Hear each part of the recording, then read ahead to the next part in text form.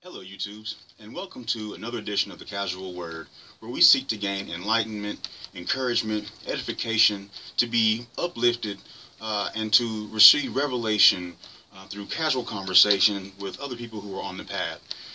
I'm your host, Langley, and I'd like to first apologize that it's been so long since we've done one of these. Obviously, you guys know, if you've been following me, that I've been dealing with depression, I've been dealing with anxiety.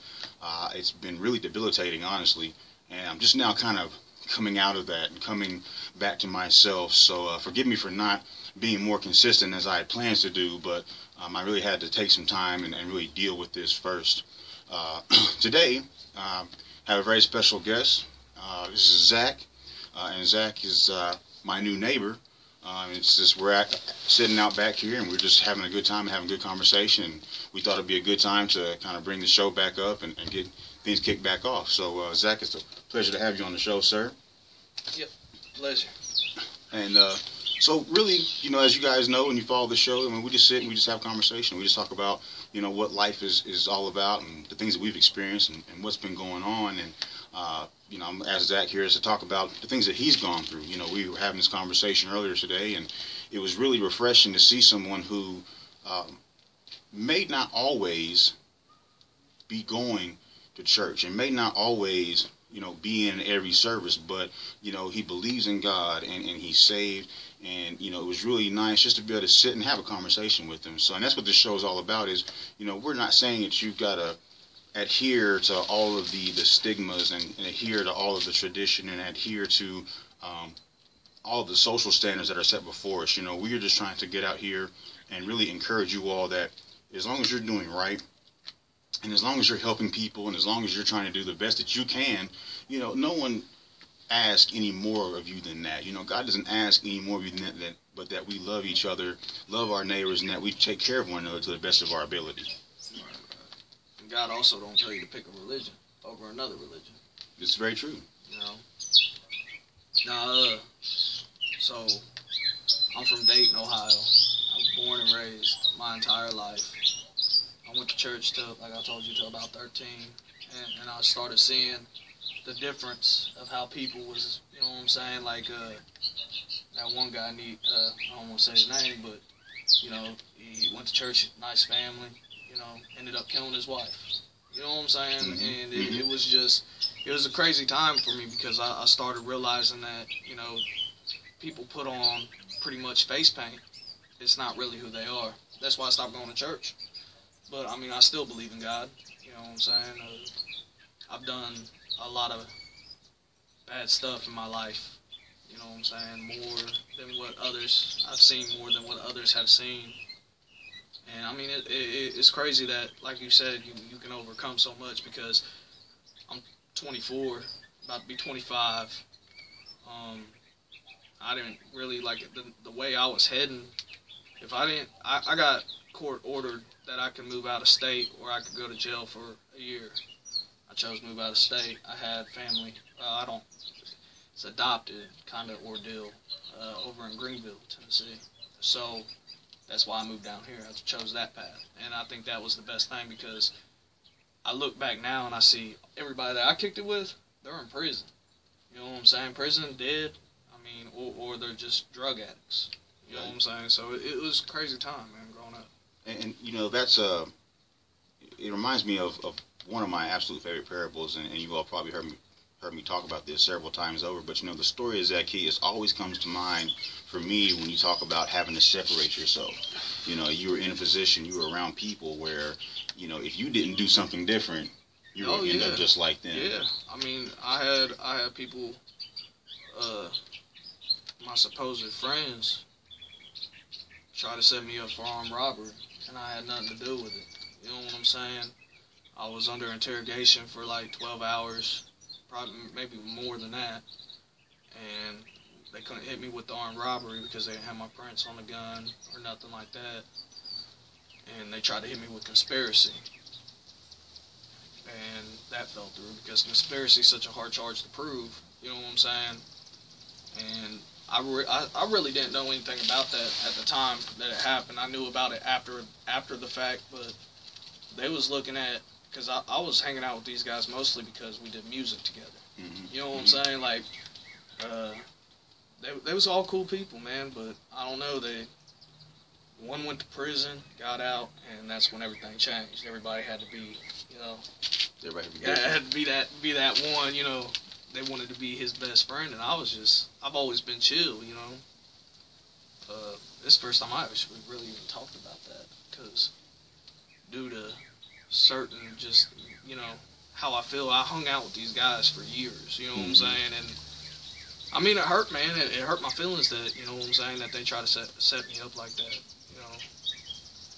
You know. And you know, that's something that, you know, I think everybody can relate to, is that, you know, as we grow and as we mature and as we begin to find ourselves, right, as we age, you know, you start to see that there are people that you can't hang out with anymore. You start to see people for who they really are. Yeah, definitely. Like, man, like I love T Good like a brother, man. I mean, I take a charge for him, and honestly, that was my problem, because I have such a strong loyalty to people. You know what I'm saying? That I will take a charge for them.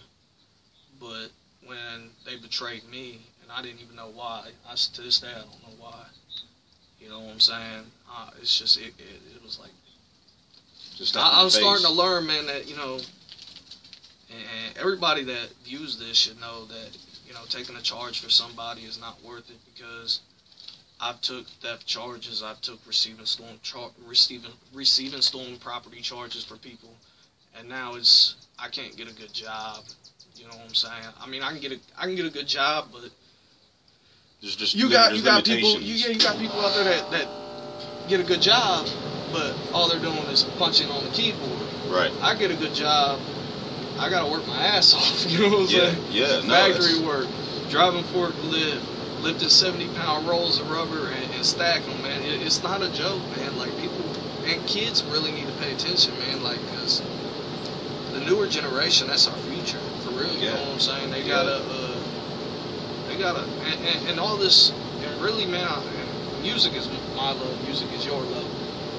But music has a lot to deal with these kids getting in trouble nowadays, man, because they idolize these people that don't do nothing, but they just say it, and it makes them want to do it, and then, you know, they end up in jail. Yeah, we've got people who, you know, like we were saying earlier, you know, they romanticize the thug life, right? Yeah. And they make it seem like it's something glorious, when really it's an absolutely hideous living, and very few people make it out of their lives. So I'm not proud of anything I've done when I lived in Dayton.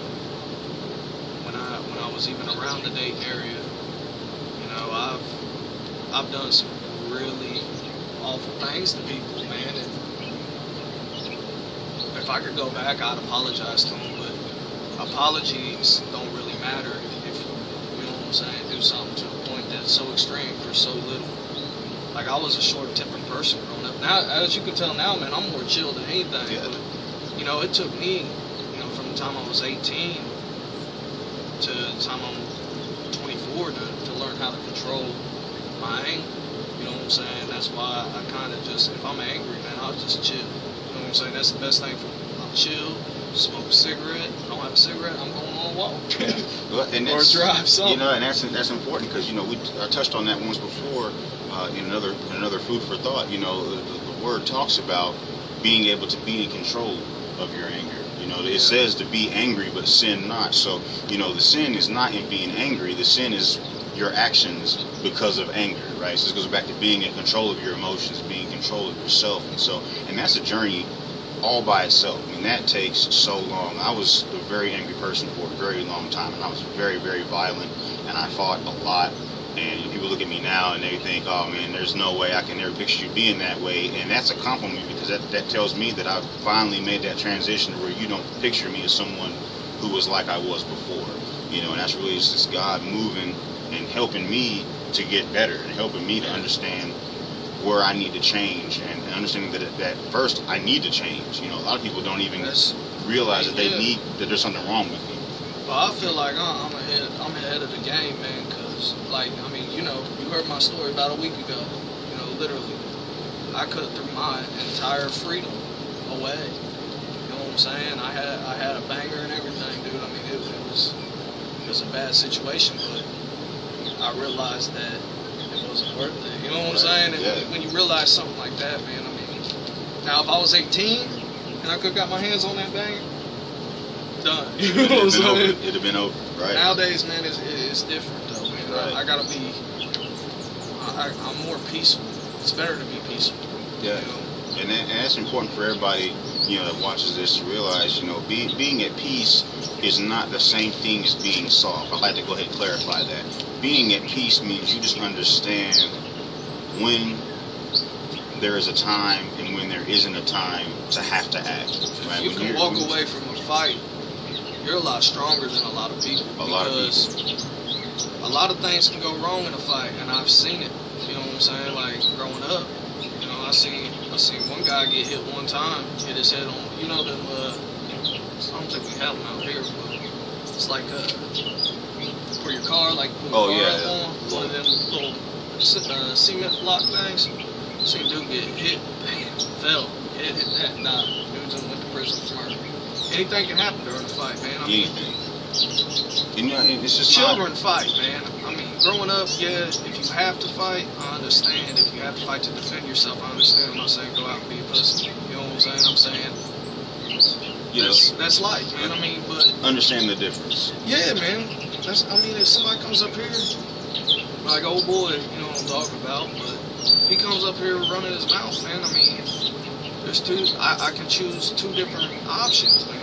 And right now they're both equally weighed, depending on how, if I can diffuse the situation by just talking, I'll diffuse it that way. If I have to, my last option, I'll do it. You know what I'm saying? Just because that's just who I am now, man. I'm not trying to go out here, especially in Virginia. Yeah, and it's like you were saying, you know,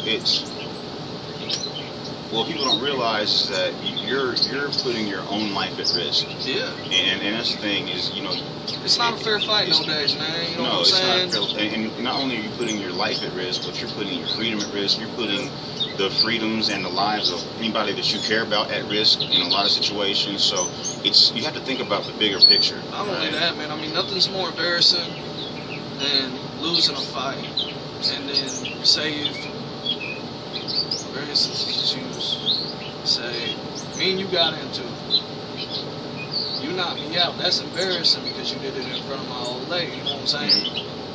What am I thinking about doing? I'm thinking I'm gonna go get a knife. Right. Cut this man up. I'm gonna go get a banger. I'm gonna shoot this man. And the fact is, I got enough control not to do that, but it took, like you said, it takes time.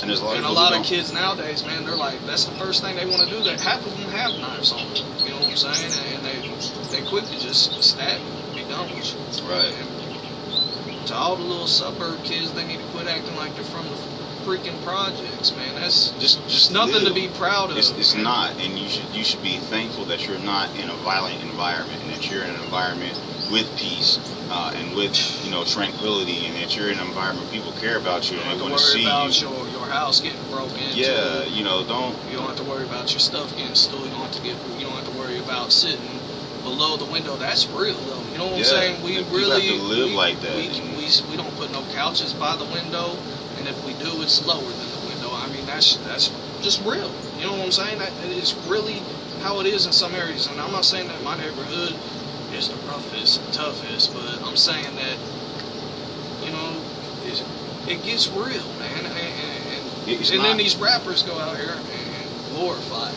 Yeah, you know, and that, exactly. And yeah, if you live there, or if you lived there, or if you lived there, or if you lived there before, you can you know, it takes you back, and you can relate. But if you never lived there and you hear it, and you're like, oh, I want to be like that, you're an idiot.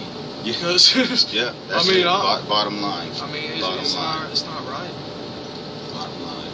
Well, it's you know, we just wanted to come on the show today and just, you know, I wanted to get another show in. I've been missing you guys, and I've been really amped up about having some more guests on. I've got several people lined up, so really be expecting to have more guests, more shows. I'm gonna try and kick it back up to about 2 a week, and you I really appreciate everybody being supportive and following me through my own personal journey, as well as the journeys of everyone that I've had on the show thus far and the people who will be on the show to come.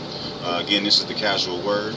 My name is Langley. I'd like to thank my guest, Zach, for being here again today, sharing his story, because this is important. People need to understand what's really going on in the world that we live in and the people that inhabit this world. So I really appreciate you all watching, and be looking forward to another installment here in the next few days. Until the next time, stay blessed.